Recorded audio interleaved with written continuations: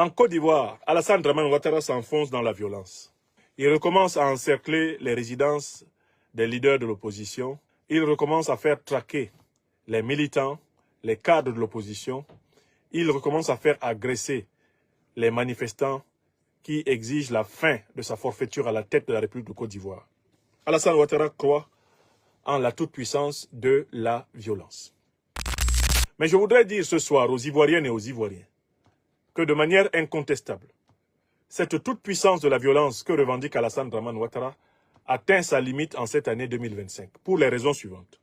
Premièrement, raison interne, Alassane Dramane Ouattara a réuni le plus large front possible de l'opposition contre lui. Personne dans l'histoire de Côte d'Ivoire se retrouvant avec une coalition de cette puissance n'a pu conserver le pouvoir d'État. Ouattara prétend pouvoir affronter et terrasser tous ensemble le président Laurent Gbagbo et le PPAC, le président Guillaume Kibafori Soro et GPS, le président Tidiane Thiam et le PDC-RDA. Trois forces politiques qui, objectivement, sont majoritaires dès lors qu'elles sont rassemblées dans un mouvement contestataire.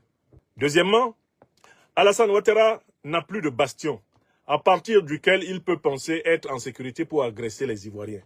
Pendant longtemps, il avait utilisé le clivage nord-sud. Il avait utilisé le clivage chrétien-musulman pour essayer de se donner une légitimité dans le nord et dans l'islam. Aujourd'hui, Ouattara ne possède plus cette légitimité-là, car c'est le plus grand bourreau des nordistes ivoiriens. Car Alassane Dramane Ouattara est le plus grand ennemi de toutes les religions, musulmans et chrétiens compris. Jamais les musulmans n'ont été aussi maltraités dans ce pays que sous Ouattara, et jamais les chrétiens n'ont été aussi vulgairement, grossièrement menacés, agressés que sous Ouattara. Ouattara est un individu anti-religieux, c'est un ennemi du monothéisme, c'est un ennemi de la transcendance, c'est un ennemi de Dieu. C'est un serviteur de Shaitan. C'est ce qu'il est, c'est la description, ce n'est pas une insulte.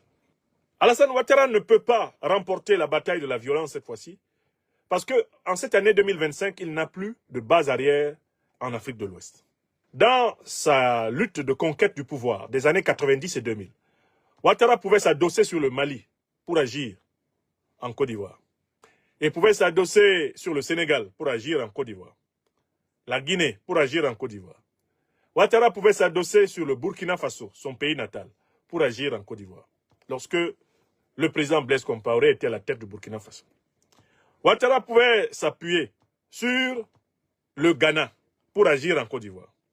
Aujourd'hui, Alassane Dramane Ouattara est dans une situation inédite. Ni lui ni ses partisans n'ont de base arrière dans la sous-région. Même des pays qui leur sont politiquement un peu compatibles, comme la Guinée, le Togo ou le Bénin, ne sont pas prêts à leur servir de base arrière. Donc Alassane Dramane Ouattara est dans une bataille où il a directement dans son dos le mur du rejet de la sous-région ouest-africaine.